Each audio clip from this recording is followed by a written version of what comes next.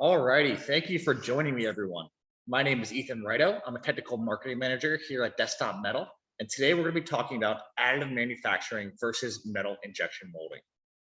Real quick, just a brief overview of what is metal injection molding.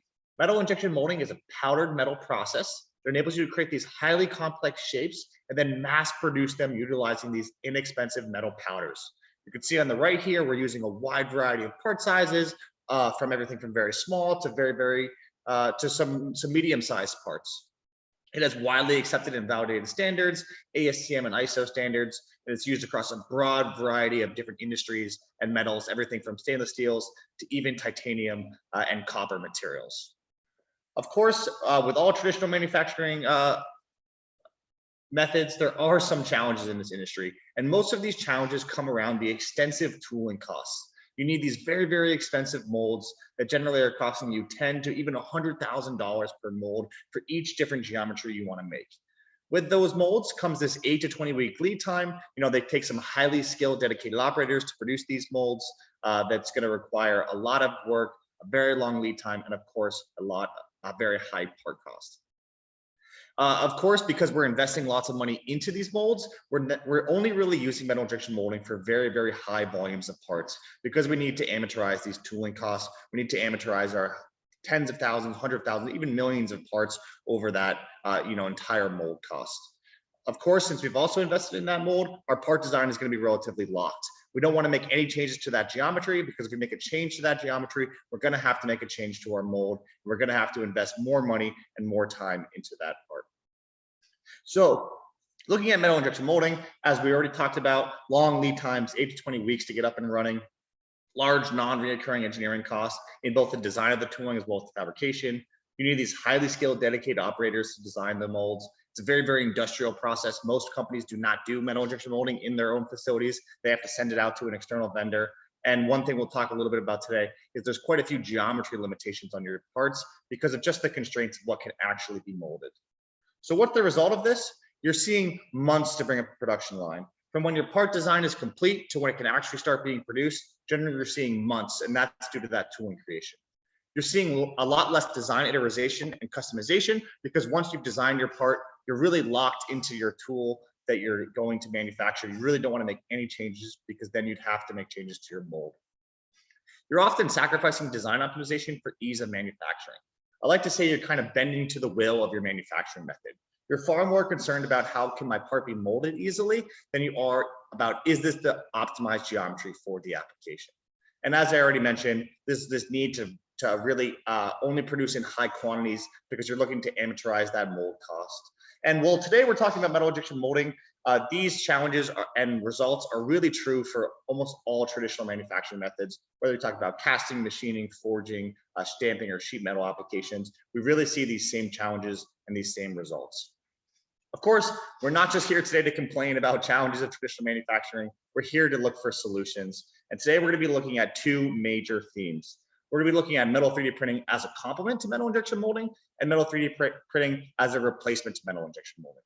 When we're talking about metal 3D printing as a complement to metal injection molding, we're looking at low volume. We're talking about prototypes, jigs, fixtures, tooling, pilot runs, anything that you can print in metal that's going to help assist your metal injection molding parts that you're already creating. Maybe you're printing some prototypes of that part before you invest in the tool to ensure we're getting the optimized design.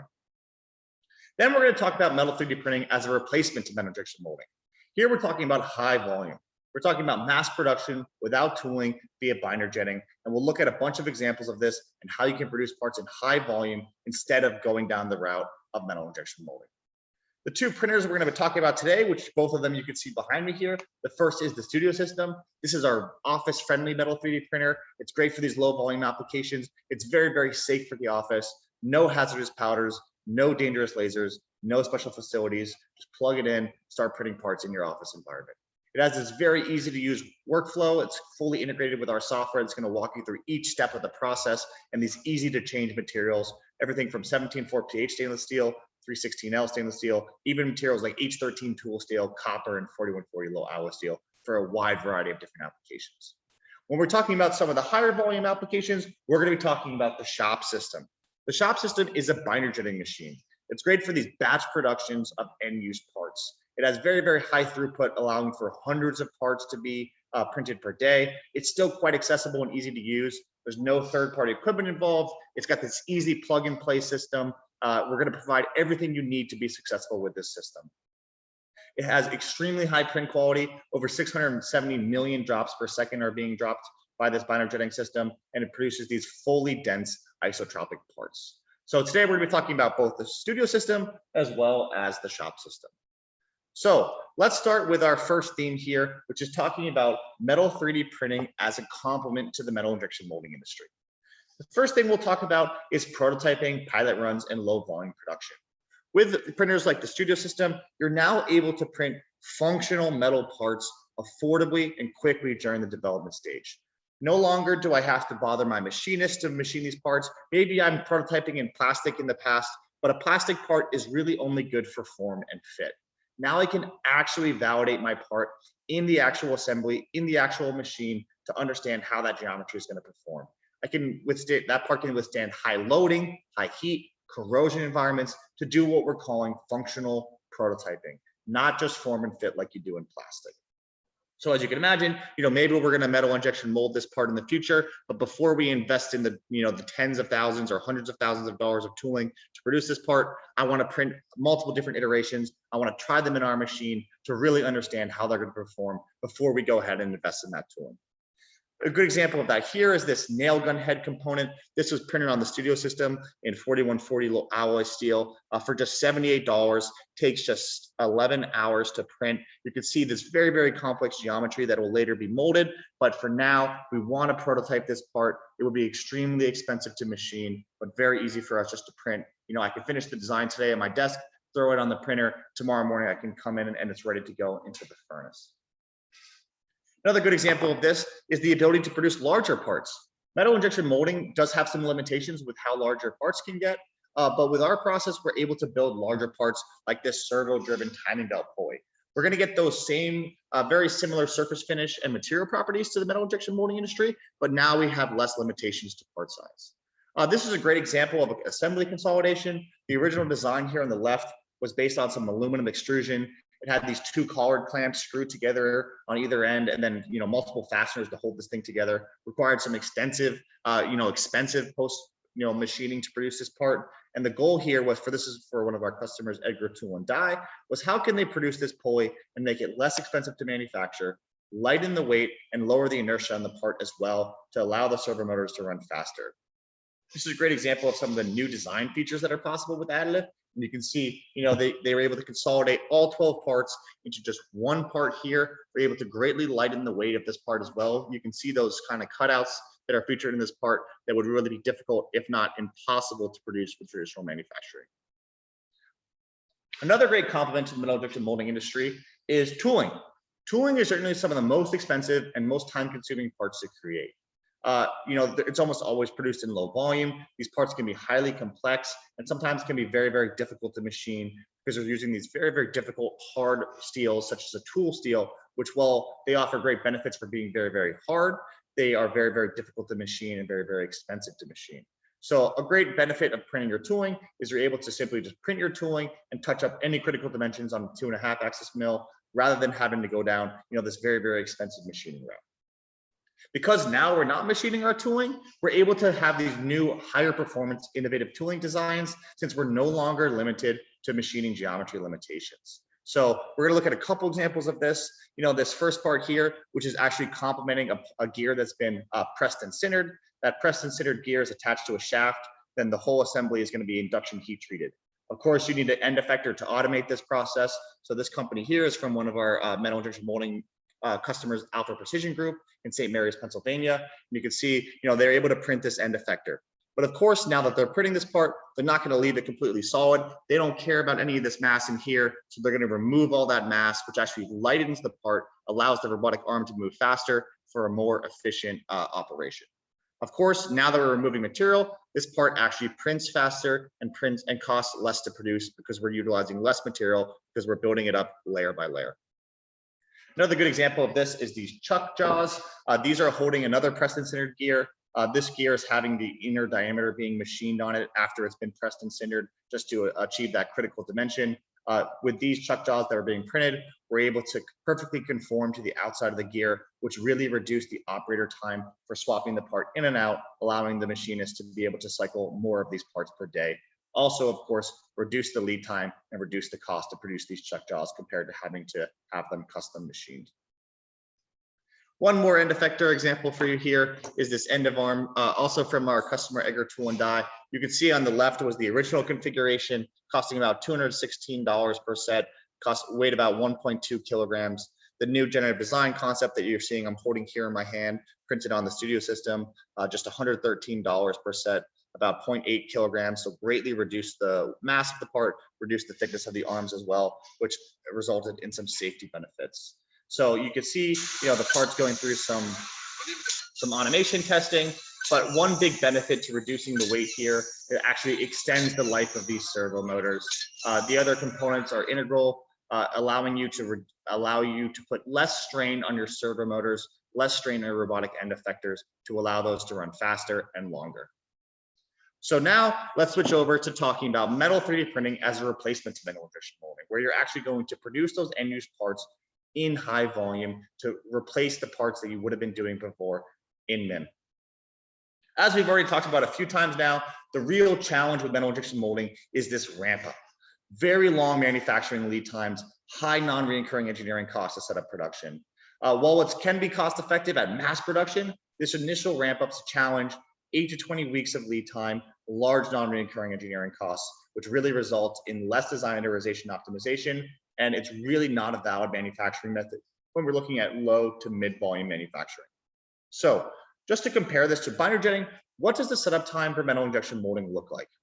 Generally we're seeing about a 5-month setup time. That comes from mold design, customer approval, the actual mold iteration, then have to do this actual tool build and sintering support, tray setup, outside processing planning, fixturing design, material qualification. That's usually about a 12-week process. And then you actually start your production where you're doing sample work orders, customer approvals, and volume production for a total time of about 5 months, 20 weeks. So, while this can be acceptable for some very, very high volume applications, for lower volumes, it just really can't be justified. And it really locks you into a design where you can't be agile. Because of course, what happens now if the design changes? We have to go back to the beginning here. We have to go back to the mold design. We have to go back to the tool build, and all of this process has to repeat, adding significant cost and lead time to the production. So how does binder jetting compare to this process? Binder jetting, well, it's not, a 1-hour process. We're talking weeks rather than months. In the first day that your part is finished, you may need to do some support design and a build prep, but the same day that the design is finished on your part, you can start printing that part. You're then generally going to do, a pilot production, whether that's a pilot print. You're going to sinter and depowder those parts to get your final geometries, and then you're going to send them to your customer to get the approval. Maybe you print 5 or 10 first to make sure that the geometry is exactly what the customer wants. As soon as that's done in that first week, you can then let the machines loose to print hundreds, thousands, even tens of thousands of these parts per day to really produce these geometries in mass volume. Of course, now what happens when the customer says, oh, I want to make some changes to my design? All I have to do is make some changes to my CAD model, make a couple changes to my support design and build prep, and I'm ready to run hundreds or thousands of these geometries a day. Real big benefit here with binder jetting is we're now able to do mass production without tooling. Any of these geometries on the screen here have all been printed without the need for any tooling, just simply had a digital file loaded on the printer. In a few days, our parts are ready to go. Binder jetting has really emerged as a key technology for mass production.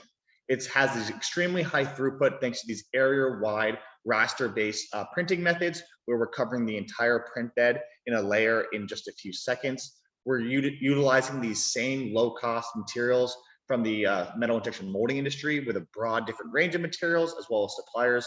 You're getting isotropic material properties thanks to these sintering processes. It's a very scalable process because we can use these very large build boxes for large parts as well as many parts.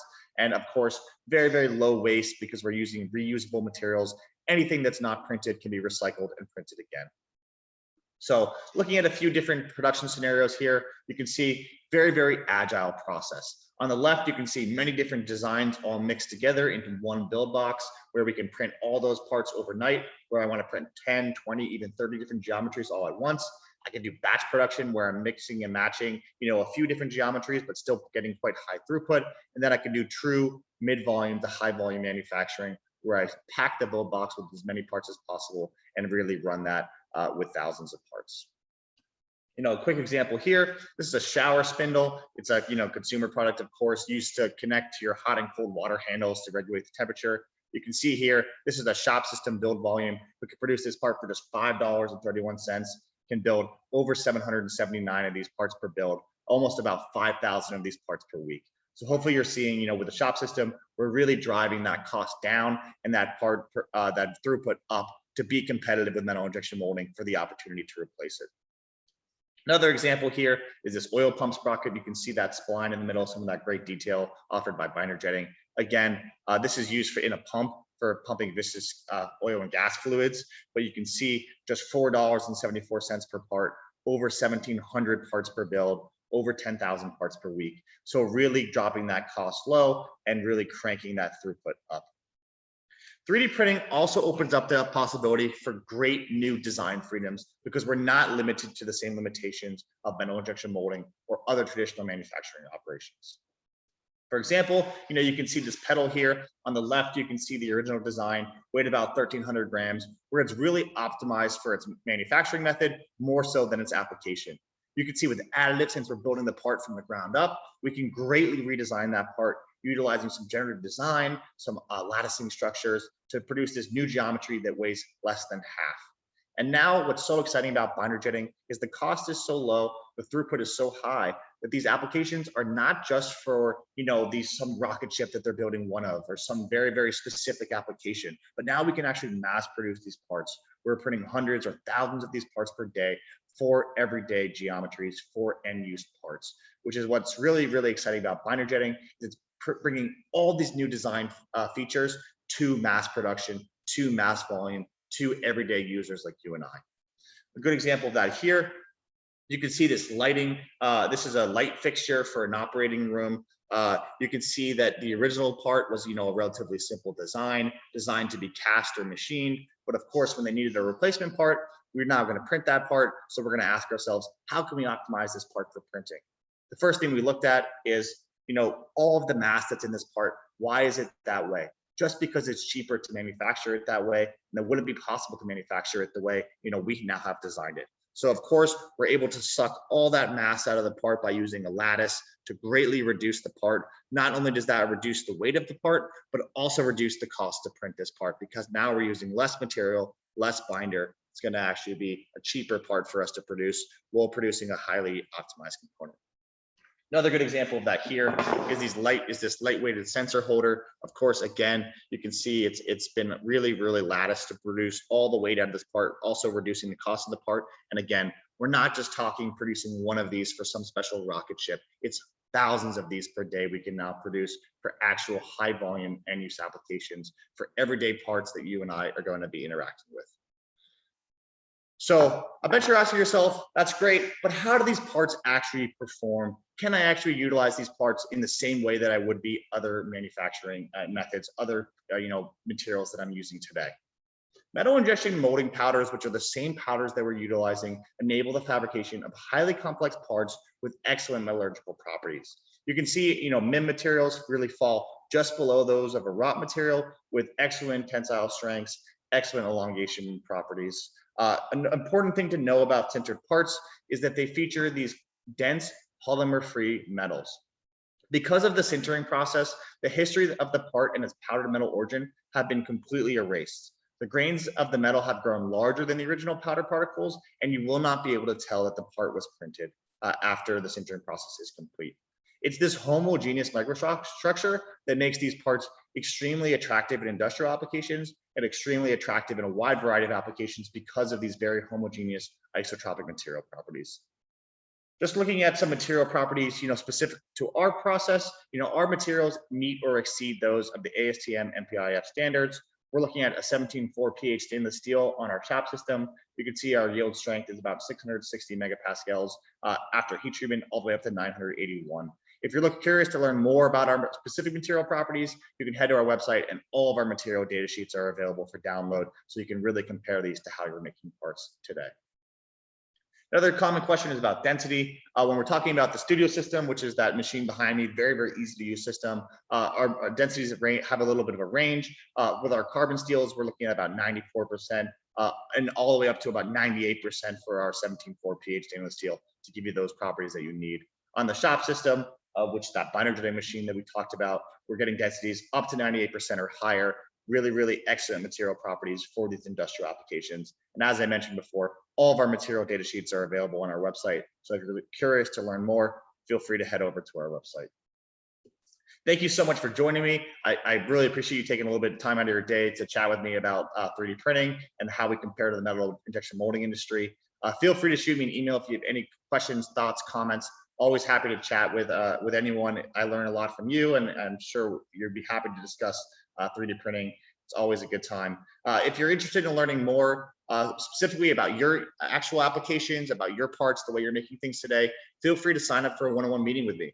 That link's going to link directly to my calendar. You can grab 20, 30, 40 minutes on my calendar. We can chat together about how you're making parts. I can take a look at your geometries, let you know, would it be a good part to print? How you might want to change that part to really optimize it for printing. I can provide costing estimates, and everything's looking good. We can provide some samples and help you get some proper quotes and things like that to actually move into the process. Thanks so much for joining me. I hope everyone has a great day, and thanks again.